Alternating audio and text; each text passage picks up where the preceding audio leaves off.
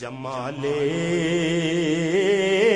مصطفیٰ یا نظر طیبہ کی گلیوں۔ بسم اللہ الرحمن الرحیم۔ الحمد للہ رب العالمین والعاقبۃ للمتقین والصلاة والسلام علی سید الانبیاء والمرسلین وعلی آلہ واصحابہ وازواجہ واہل بیتہ وذریاتہ اجمعین۔ اعوذ باللہ من الشیطان الرجیم۔ بسم اللہ الرحمن الرحیم۔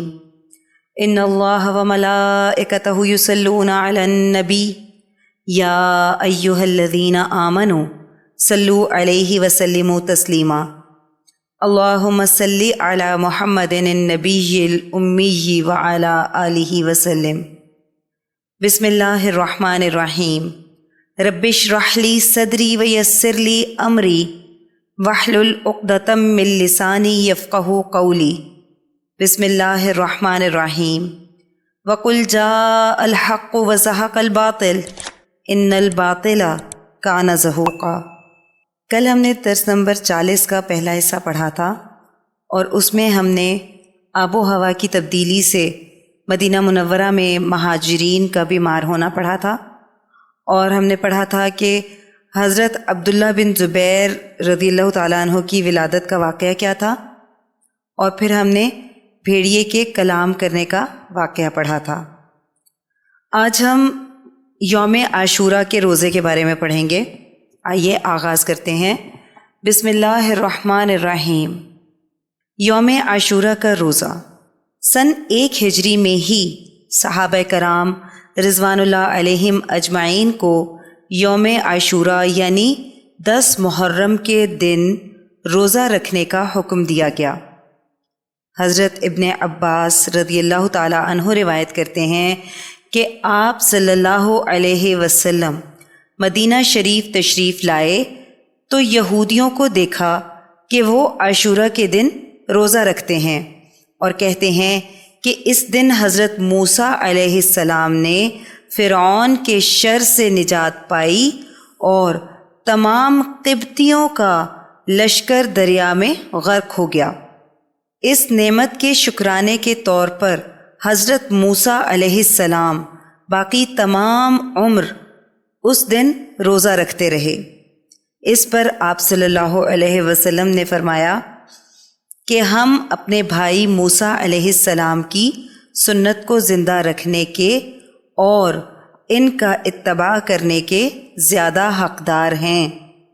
پھر منادی کو بلا کر حکم دیا کہ اعلان کر دیں کہ اس دن روزہ رکھا کریں۔ اس کے بعد آپ صلی اللہ علیہ وسلم نے بھی روزہ رکھا اور تمام صحابہ رضوان اللہ علیہم اجمعین نے بھی روزہ رکھا۔ آپ صلی اللہ علیہ وسلم کو یہود کی اس سچائی کا علم وحی کے ذریعے سے ہوا۔ جب رمضان کریم کے روزے فرض ہوئے تو عاشورہ کے روزے میں جو اہتمام برتا جاتا تھا وہ باقی نہ رہا۔ آپ صلی اللہ علیہ وسلم نے فرمایا جو چاہے اس دن روزہ رکھے اور جو چاہے اس دن روزہ نہ رکھے۔ بعض کتب سے یہ مفہوم ظاہر ہوتا ہے کہ پہلے عاشورہ کا روزہ فرض تھا، رمضان کے روزے کی فرضیت کے بعد اس کی فرضیت منسوخ ہو گئی۔ حضرت اماں عائشہ رضی اللہ تعالی عنہا کی روایت ہے کہ قریش زمانہ جاہلیت میں عاشورہ کا روزہ رکھتے تھے۔ علماء فرماتے ہیں کہ قریش کا اس روزے کی پابندی کرنا پچھلی شریعت کی تلقین کے سبب ہوا، اسی لیے وہ اس دن کی عظمت کرتے تھے اور خانہ کعبہ پر غلاف چڑھاتے تھے۔ حضرت اکرمہ رضی اللہ تعالی عنہ سے مروی ہے کہ زمانہ جاہلیت میں قریش سے کوئی گناہ سرزد ہوا تھا اور ان کے دلوں میں اس کا خوف بیٹھ گیا تھا، تب ان سے کہا گیا کہ عاشورہ کا روزہ رکھو تاکہ اس گناہ کا کفارہ ہو جائے۔ آپ صلی اللہ علیہ وسلم عاشورہ کا روزہ پابندی سے رکھا کرتے تھے۔ مفہوم حدیث ہے 4 چیزیں ہیں جن کو حضور صلی اللہ علیہ وسلم کبھی ترک نہ فرماتے۔ نمبر 1 عاشورہ کا روزہ، نمبر 2 عشرہ ذی الحجہ کے روزے، نمبر 3 ایام بیض کے روزے، اور نمبر 4 فجر کے فرض سے پہلے کی 2 سنتیں۔ عاشورہ کے روزے کے مراتب، علماء فرماتے ہیں کہ اس کی 3 صورتیں ہیں۔ افضل و اکمل یہ ہے کہ 3 روزے رکھے جائیں، یعنی 9، 10 اور 11 کا۔ دوسرا مرتبہ یہ ہے کہ 2 روزے رکھے جائیں، یعنی 9 اور 10 کا۔ اور تیسرا مرتبہ یہ ہے کہ صرف 10 کو روزہ رکھا جائے۔ فتح مکہ کے بعد آپ صلی اللہ علیہ وسلم نے فرمایا کہ اگر میں نے آئندہ سال پایا تو 9ویں یعنی 9 محرم کا روزہ بھی رکھوں گا، یعنی 2 روزے، 9 اور 10 کا۔ اس سے اہل کتاب کی مخالفت مقصود تھی۔ حضرت ابن عباس رضی اللہ تعالی عنہ سے روایت ہے کہ رسول اللہ صلی اللہ علیہ وسلم نے فرمایا، یوم عاشورہ کا روزہ رکھو اور اس میں یہود کی مخالفت اس سے پہلے اور اس کے بعد روزہ رکھ کر کرو۔ یوم عاشورہ کے روزے کی فضیلت۔ یوم عاشورہ کا روزہ 1 سال کے روزوں کے برابر ہے۔ ایک روایت میں ہے کہ 1 سال کے گناہوں کا کفارہ ہو جاتا ہے۔ ہماری نیکسٹ ہیڈنگ ہے سن 1 ہجری میں اہم شخصیات کا انتقال۔ اسی سال یعنی سن 1 ہجری میں ہی اسی سال انصار میں سے 2 نہایت ہی معزز شخصیات نے وفات پائی۔ نمبر 1 حضرت کلثوم بن ہدم رضی اللہ تعالی عنہ اور حضرت اسعد بن زرارہ رضی اللہ تعالی عنہ۔ حضرت کلثوم رضی اللہ تعالی عنہ وہ صحابی ہیں جن کے گھر حضور صلی اللہ علیہ وسلم نے قباء میں قیام فرمایا تھا جب آپ صلی اللہ علیہ وسلم مدینہ ہجرت فرما کر تشریف لائے تھے۔ اکثر بڑے بڑے صحابہ رضوان اللہ علیہم اجمعین بھی ان کے گھر اترتے تھے، اور حضرت اسعد بن زرارہ رضی اللہ تعالی عنہ ان 6 اشخاص میں سے ہیں جنہوں نے سب سے پہلے مکہ مکرمہ آ کر حضور صلی اللہ علیہ وسلم کے دست مبارک پر بیعت کی تھی، اور یہ فخر بھی ان کو حاصل ہے کہ سب سے پہلے انہوں نے مدینہ منورہ آ کر جمعہ کی نماز قائم کی۔ حضرت اسعد بن زرارہ رضی اللہ تعالی عنہ بنو نجار کے نقیب تھے۔ ان کے انتقال کے بعد بنو نجار آپ صلی اللہ علیہ وسلم کی خدمت میں حاضر ہوئے کہ آپ صلی اللہ علیہ وسلم کسی اور کو نقیب مقرر فرمائیں، تو آپ صلی اللہ علیہ وسلم نے ارشاد فرمایا، تم میرے ماموں ہو، میں تم میں سے ہوں اور میں تمہارا نقیب ہوں۔ آپ صلی اللہ علیہ وسلم کا بنو نجار کی نقابت کو قبول کرنا یہ بنو نجار کے مناقب میں سے ہے جس پر وہ لوگ ہمیشہ فخر کرتے تھے۔ حضرت اسعد بن زرارہ رضی اللہ تعالی عنہ کی وفات پر نہایت صدمہ ہوا۔ منافقین اور یہود نے یہ طعنہ دینا شروع کیا کہ محمد صلی اللہ علیہ وسلم اگر پیغمبر ہوتے تو ان کو یہ صدمہ کیوں پہنچتا۔ آپ صلی اللہ علیہ وسلم نے جب یہ سنا تو فرمایا، لا املک لنفسی ولا لصاحبی من اللہ شیئا، میں اپنے لیے اور اپنے ساتھیوں کے لیے خدا کے ہاں کوئی اختیار نہیں رکھتا۔ پھر نیکسٹ ہیڈنگ ہے حضرت برا بن معرور رضی اللہ تعالی عنہ کی وفات۔ سن 1 ہجری میں حضرت برا بن معرور رضی اللہ تعالی عنہ نے بھی وفات پائی۔ یہ ان پہلے مسلمانوں میں سے ہیں جنہوں نے اپنی قوم کے کہنے پر عقبہ ثانیہ کی رات میں بیعت کی تھی، اور یہی وہ پہلے صحابی ہیں جنہوں نے نقبہ انصار میں سب سے پہلے وفات پائی۔ وہ انصار کے سردار تھے۔ اہل سیر بیان فرماتے ہیں کہ انہوں نے سفر میں آپ صلی اللہ علیہ وسلم کے مدینہ منورہ میں رونق افروز ہونے سے پہلے وفات پائی، یعنی 1 ماہ پہلے، اور حضور صلی اللہ علیہ وسلم مدینہ تشریف لائے تو صحابہ رضی اللہ عنہم کی ایک جماعت کے ساتھ ان کی قبر کے کنارے نماز پڑھی اور دعا فرمائی، اللہم اغفر لہ ورحمہ وارض عنہ وقد فعلت۔ نیکسٹ ہیڈنگ ہے رئیسان قریش کی وفات۔ یہ عجیب اتفاق ہے کہ عین اسی زمانے میں 2 بڑے رئیسان کفر نے بھی وفات پائی، ولید بن مغیرہ جو حضرت خالد بن ولید رضی اللہ تعالیٰ عنہ کے والد تھے، اور عاص بن وائل سہمی جن کے بیٹے ایک صحابی عمر بن عاص رضی اللہ تعالیٰ عنہ ہیں جو فاتح مصر ہیں۔ اہل سیر کہتے ہیں کہ ولید بن مغیرہ نزا کی حالت میں بہت چیخ رہا تھا۔ ابو جہل نے اس سے کہا، اے چچا اتنا کیوں چیختے ہو؟ اس نے کہا کہ میں ڈرتا ہوں کہ ابن ابی کبشہ کا دین مکہ میں غالب ہوگا۔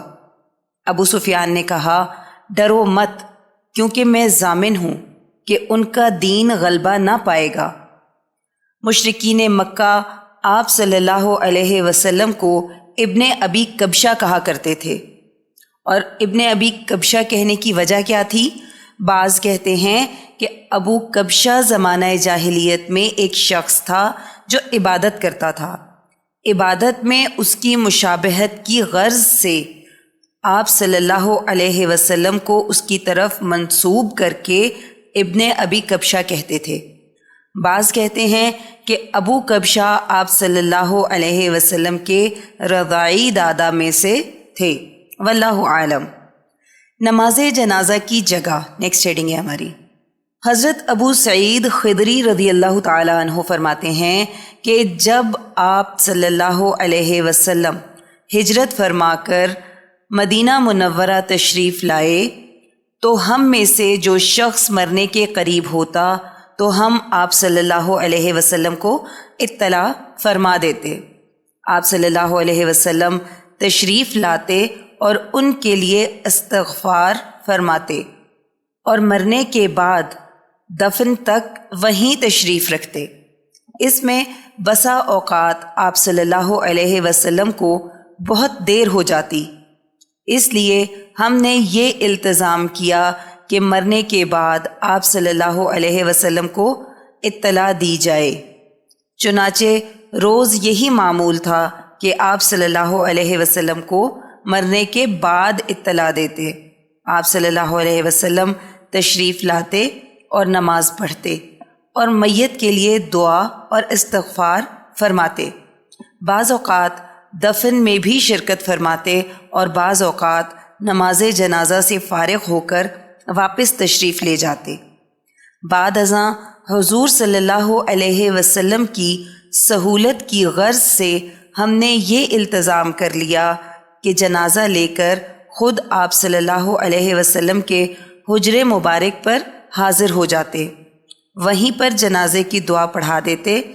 اس وجہ سے اس جگہ کا نام جہاں آپ صلی اللہ علیہ وسلم جنازے کی نماز پڑھایا کرتے تھے موضع الجنائز ہو گیا۔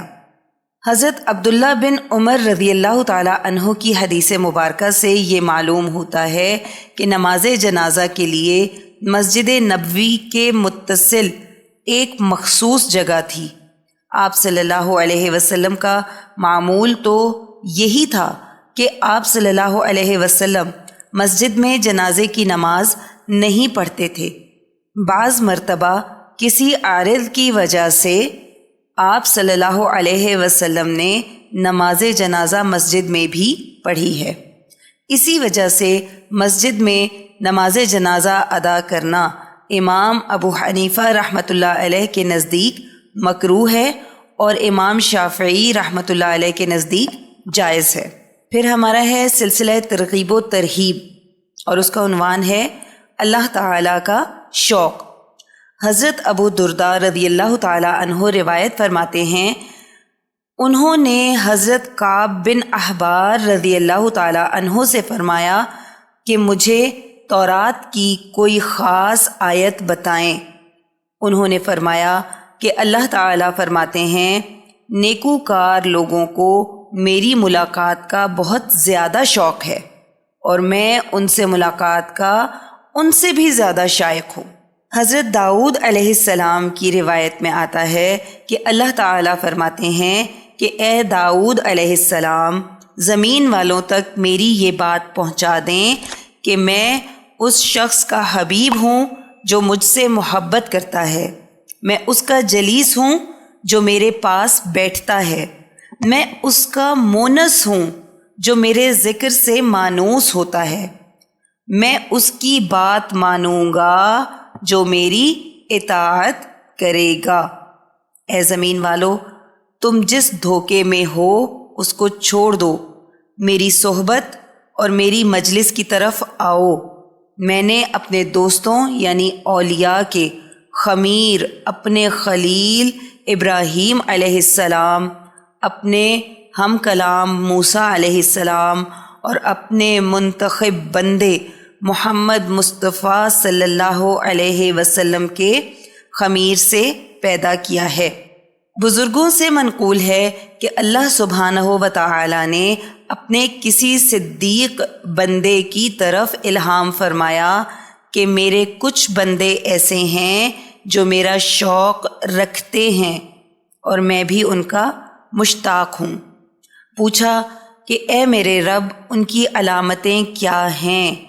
اللہ سبحانہ و تعالی نے فرمایا کہ وہ غروب آفتاب کے اس طرح مشتاق ہوتے ہیں جیسے پرندہ اس وقت اپنے گھونسلے کا مشتاق ہوتا ہے، پھر جب رات چھا جاتی ہے بستر بچھ جاتے ہیں اور ہر محبوب اپنے محب کے پاس چلا جاتا ہے تو عاشق حقیقی اپنے قدموں پر کھڑے ہو جاتے ہیں اور پیشانی بچھا لیتے ہیں اور میرے کلام کے ساتھ مجھ سے سرگوشی کرتے ہیں۔ کوئی روتا ہے، کوئی آہیں بھرتا ہے، کوئی سجدے میں ہے۔ وہ میری رضا کے حصول کے لیے جو مشقت اٹھاتے ہیں میں اسے دیکھتا ہوں، اور میری محبت میں جو شکوہ شکایت کرتے ہیں میں اس کو سنتا ہوں۔ اللہ سبحانہ و تعالی نے ایک بار حضرت داؤد علیہ السلام سے فرمایا کہ اے داؤد علیہ السلام، آپ کب تک جنت کا ذکر کرتے رہیں گے اور مجھ سے میرے شوق کا سوال نہیں کریں گے؟ حضرت داؤد علیہ السلام نے عرض کی، اے اللہ، تیرا شوق رکھنے والے لوگ کون ہیں؟ اللہ سبحانہ و تعالی نے فرمایا، جو لوگ میرا شوق رکھتے ہیں میں نے ان کے دل میں ایک سوراخ بنا دیا ہے، وہ مجھے دیکھتے ہیں اور میں ان کے دلوں کو اپنے دستے قدرت سے اٹھا کر اپنے آسمان پر رکھتا ہوں، پھر اپنے فرشتوں کو بلاتا ہوں، جب وہ جمع ہوتے ہیں تو میرے لیے سجدہ کرتے ہیں۔ میں کہتا ہوں، میں نے تمہیں اس لیے نہیں بلایا کہ سجدہ کرو، بلکہ اس لیے بلایا ہے کہ تمہارے سامنے اپنے مشتاق بندوں کے دل پیش کروں اور ان کے باعث تم پر فخر کروں۔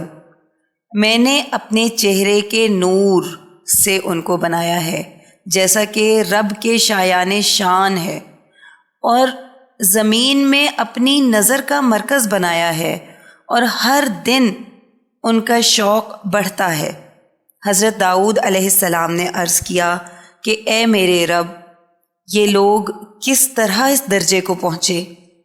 اللہ تعالیٰ نے فرمایا، انہوں نے میرے بارے میں اچھا گمان کیا، میرے لیے خلوت اختیار کی، میرے ذکر میں خود کو مشغول رکھا، اپنے دل کو میرے لیے فارغ کیا، تمام مخلوق کے مقابلے میں مجھے اختیار کیا، اور جو ایسا کرتا ہے میں اپنے لطف و کرم کی بارش برساتا ہوں، اور اپنے اور اس کے درمیان حجاب کو دور کر دیتا ہوں۔ اگر وہ بیمار ہو جائے تو میں شفیق ماں کی طرح اس کی تیمارداری کرتا ہوں، پیاسا ہو تو سیراب کرتا ہوں، اپنے ذکر کا ذائقہ اس کو چکھاتا ہوں۔ اے داؤد علیہ السلام، جب میں ایسے کرتا ہوں تو اس کا دل اہل دنیا سے اندھا ہو جاتا ہے، وہ میری طرف آنے کے لیے جلدی کرتا ہے۔ جب وہ میری رضا کا طالب ہوتا ہے تو مخلوق کی ناراضگی اسے کیا نقصان پہنچائے گی؟ اے داؤد علیہ السلام، اگر روح گردانی کرنے والوں کو معلوم ہو جائے کہ میں کس طرح ان کا منتظر رہتا ہوں اور ان سے نرمی کرتا ہوں اور ان کے گناہوں کے ترک کے لیے کیسا مشتاق ہوں، تو وہ میرے شوق میں مر جائیں اور میری محبت میں ان کے جوڑ ٹوٹ جائیں۔ اے داؤد علیہ السلام، میرا بندہ جب مجھ سے بے نیازی اختیار کرتا ہے تو اس وقت اسے میری حاجت زیادہ ہوتی ہے، اور جب وہ مجھ سے پیٹھ پھیرتا ہے تو اس وقت مجھے اس پر زیادہ رحم آتا ہے، اور جب وہ میری طرف رجوع کرتا ہے تو اس وقت مجھے وہ بہت بڑا معلوم ہوتا ہے۔ کیسا رحیم اور کریم اور غفور رب ہے۔ اللہ تعالیٰ ہمیں سب کو بھی ان لوگوں میں سے کر دے جو اللہ تعالیٰ کا شوق کرتے ہیں۔ آمین ثم آمین۔ یہاں ہمارا درس نمبر 40 مکمل ہو گیا۔ آئیے دعا کر لیتے ہیں۔